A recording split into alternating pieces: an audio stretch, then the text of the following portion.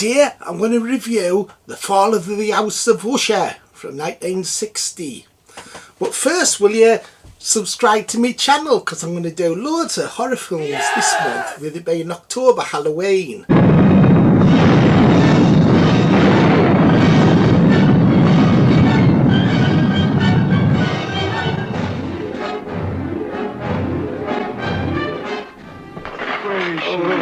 Where is she? You buried your own sister alive? I did. But she's dead now.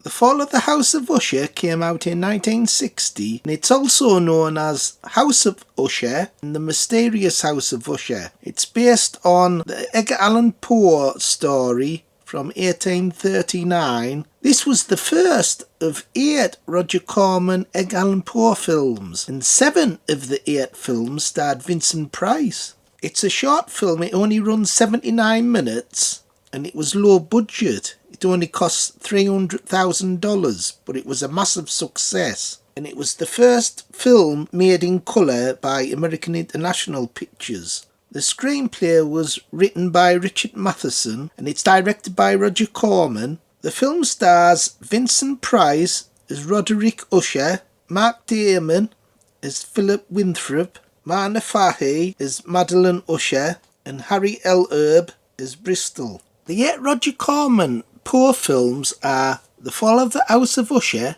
from 1960, The Pit and the Pendulum from 1961, The Premature Burial from 1962.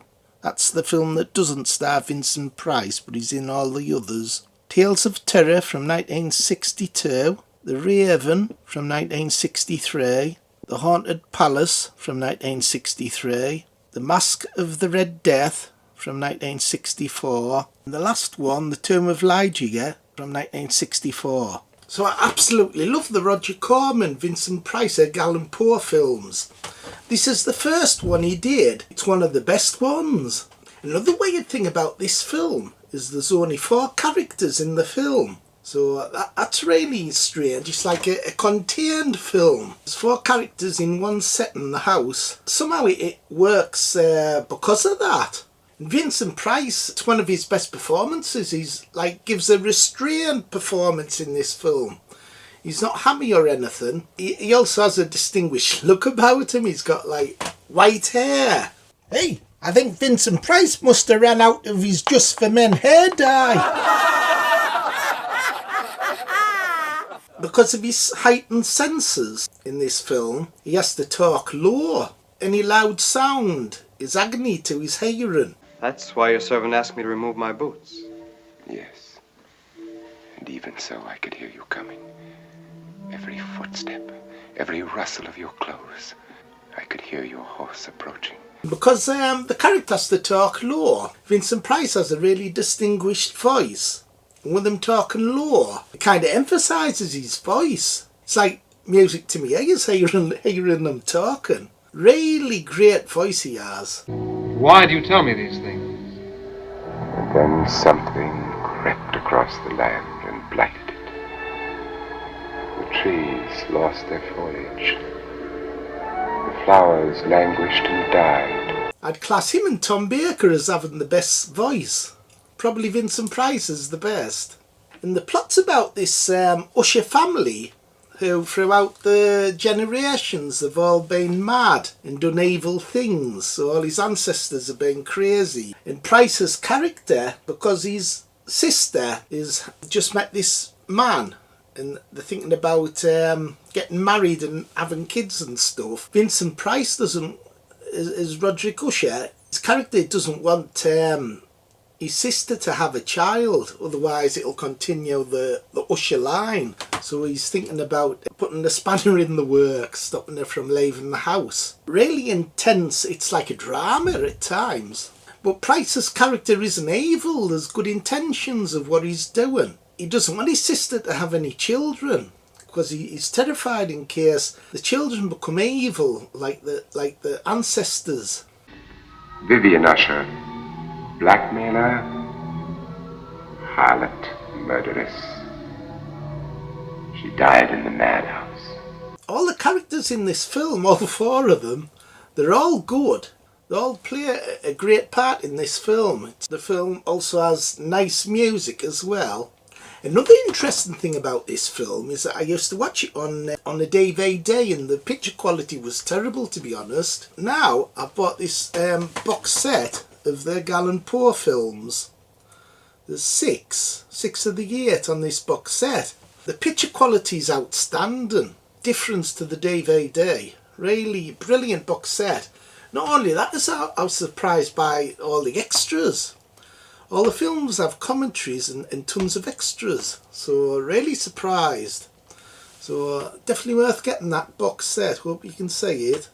So this film, it's a really solemn film. There's no humour in it. It's all about death and madness.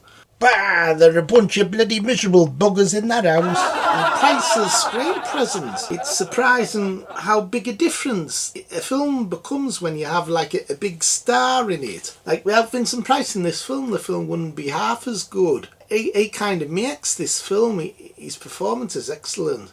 And it's a really atmospheric film as well. Like the house, inside the house, it's all gloomy and shadowy. And there's something about these Roger Corman and Edgar Allan Poe films that have like a strange nightmarish atmosphere to them. It's like if you have a nightmare, you dream something similar to like this, the same type of style.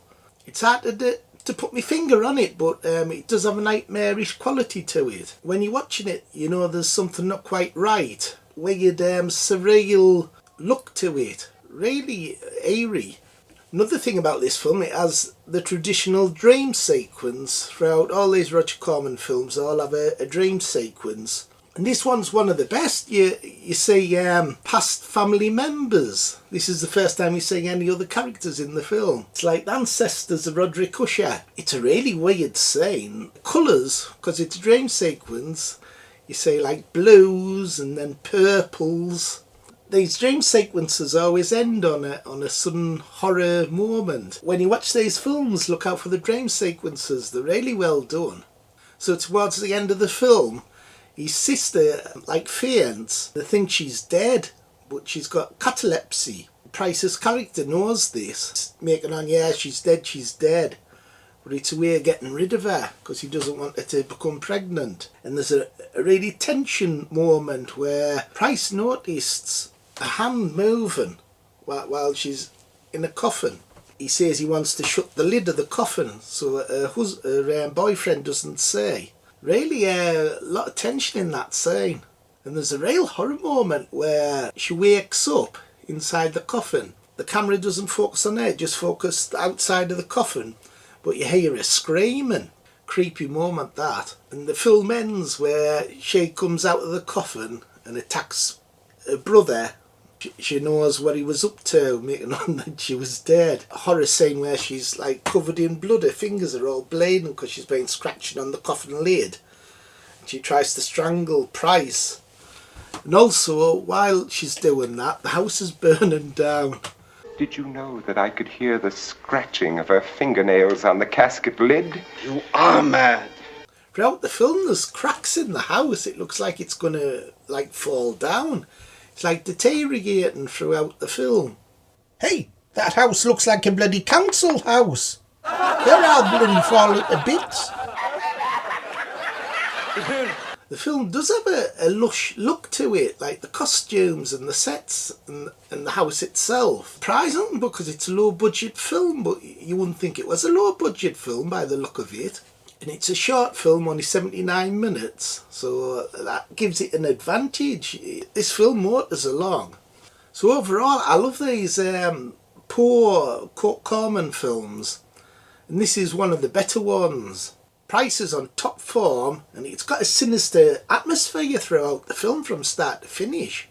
There's no humour in the film, it's all done deadly seriously, and it's an absolute classic. So out of 10, I'm going to give this film top marks, 10 out of 10. Really well done, excellent film. What do you think you're going to do, like classic film feel, one of the best. Okay everybody, bye, like, subscribe and share, see you next time for more horror. Bye.